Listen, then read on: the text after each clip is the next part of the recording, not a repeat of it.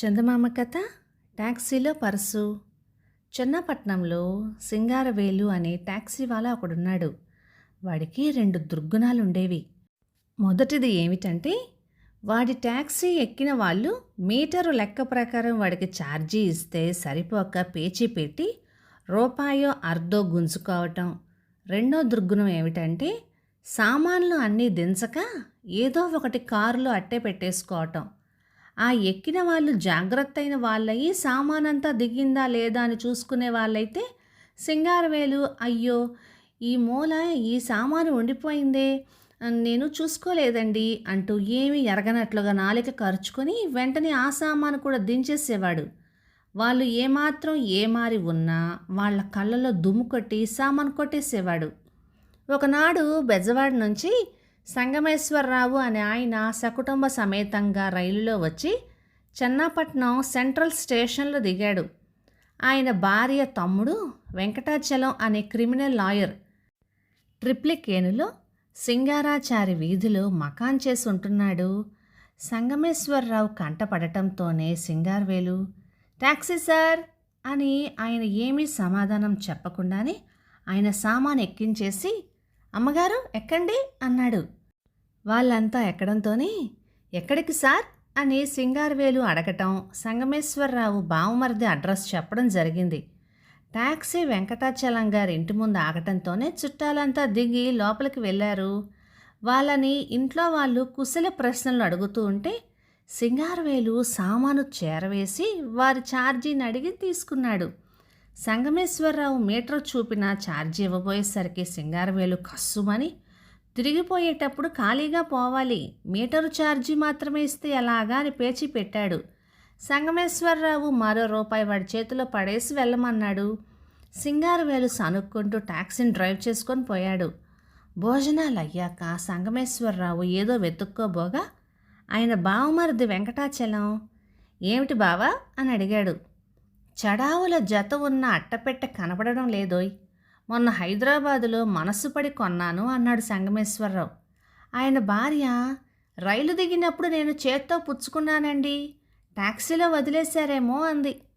సాయంత్రం స్టేషన్ వైపు వెళ్ళి చూద్దాం, ఇలా మర్చిపోయిన సరుకులేమైనా ఉంటే వాళ్ళు జాగ్రత్త పెట్టి ఇవ్వడం కలదు అన్నాడు బావమరిది వెంకటాచలం. సాయంత్రం బావమరుదులిద్దరూ స్టేషన్లో టాక్సీ స్టాండ్ వద్దకు వెళ్ళారు. అక్కడ సింగారవేలు కనపడటంతోనే, ఏమోయ్ పొద్దున్న టాక్సీలో కొత్త చెప్పులు ఉన్న అట్టపెట్టె ఒకటి దిగబడిపోయింది అన్నాడు వెంకటాచలం. సింగారవేలు ఏమీ ఎరగని వానికి మళ్ళీ, ఏమీ లేదే, అమ్మగారు సామానంతా సరిచూసుకున్నారు అని బొంకాడు. సంగమేశ్వరరావు కారంతా ఓ మాట గాలించాడు. వెతికితే కనపడటానికి ఆ జోళ్ల పెట్టె ఇంకా అక్కడ ఎందుకుంటుంది, దాన్ని కారులోనే ఉంచడానికి సింగారవేలు ఏమన్నా తెలివి తక్కువవాడా? సింగారవేలు మీద పోలీసులకు రిపోర్ట్ ఇద్దామని అన్నాడు వెంకటాచలం. కానీ సంగమేశ్వరరావు, పోనిద్దులే, అజాగ్రత్తగా ఉండడం మనదే కదా తప్పు, పోయిన వస్తువు చెప్పుల జోడు అంటే పోలీసు వాళ్ళు కూడా అంత లక్ష్య పెట్టరు, ఇంకా కేసు పెట్టి ఏం ప్రయోజనం అని చెప్పి ఆ ప్రయత్నం మాన్పించేశాడు. సంగమేశ్వరరావు చెన్నాపట్నంలో ఒక వారం రోజులుండి కుటుంబంతో సహా బెజవాడ తిరిగి వెళ్ళిపోయాడు. ఆ ధర్మిలా ఒకనాడు రాత్రి వెంకటాచలం అడయారు గాంధీనగర్లో స్నేహితుడు ఒక ఆయన గృహప్రవేశం అయితే విందుకెళ్ళాడు. తిరిగి వస్తూ బస్సు కోసం స్టాండ్లో నిలబడితే ఎంతసేపటికి బస్సు రాలేదు. ప్రాణం విసిగి ఏం చేద్దామా అనుకునేసరికి టాక్సీ ఒకటి ఆ దారిన పోతే ఆయన్ని చూసి ఆగింది. రండి సార్ అన్నాడు డ్రైవర్. మరొకప్పుడైతే వెంకటాచలం పొమ్మనేవాడే, కానీ రాత్రి 9 దాటిపోవటం, పైగా చినుకులు కూడా ప్రారంభించడం చూసి త్వరగా ఇంటికి చేరుకోవడమే మంచిదనిపించింది ఆయనకి. కారులో కూర్చొని, ట్రిప్లికేన్ పోనేవాయ్ అని అన్నాడు.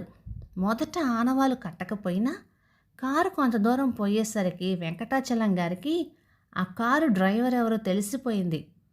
సంగమేశ్వరరావు గారి జోళ్లు కొట్టేసిన వాడే అని ఆయన పోల్చుకోవడంతోనే వాడికి ఏదైనా తగిన శాస్తి చేసి ఏడిపించాలి అనిపించింది ఆయనకి. వాడిది ఇతరుల సొమ్ము అట్టే గడ్డి తినే బుద్ధి కదా, అందుకని ఆయన వాడిని టోకరా కొట్టించడానికని ఒక ఎత్తు వేశాడు. ఒక 100 గజాలలో తమ ఇల్లు వస్తుందనే వరకు టాక్సీని పోనిచ్చి, డ్రైవర్ టాక్సీలో ఎక్కడో నా పర్సు పోయింది. ఏ మూలకి పోయిందో ఎంత తడిమినా చేతికి దొరకట్లేదు. అగ్గిపెట్టి ఉంటే ఇవ్వు, వెలిగించి చూస్తాను అని అన్నాడు. సింగారవేలు దగ్గర అగ్గిపెట్టె ఉంది, కానీ వాడికి దాన్ని ఇవ్వబుద్ధి కాలేదు. ఏమంటే పర్సు మాట చెవిన పడ్డంతోటే వెంకటాచలం అనుకున్నట్లే వాడికి దురాశ పుట్టి దానిని ఇంకా ఆయనకు దక్కనివ్వకూడదు అనిపించింది.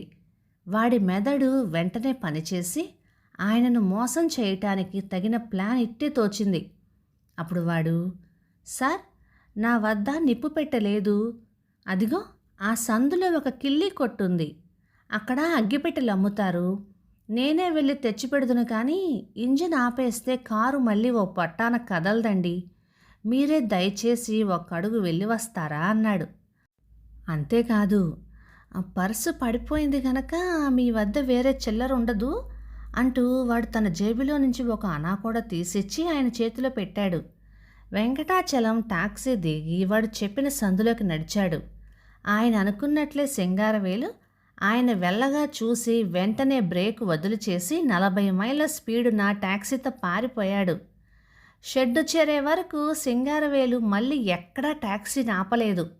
అక్కడకు చేరాక ఆ పర్సు కోసం తన టార్చీ లైట్తో కారంతా గాలించాడు.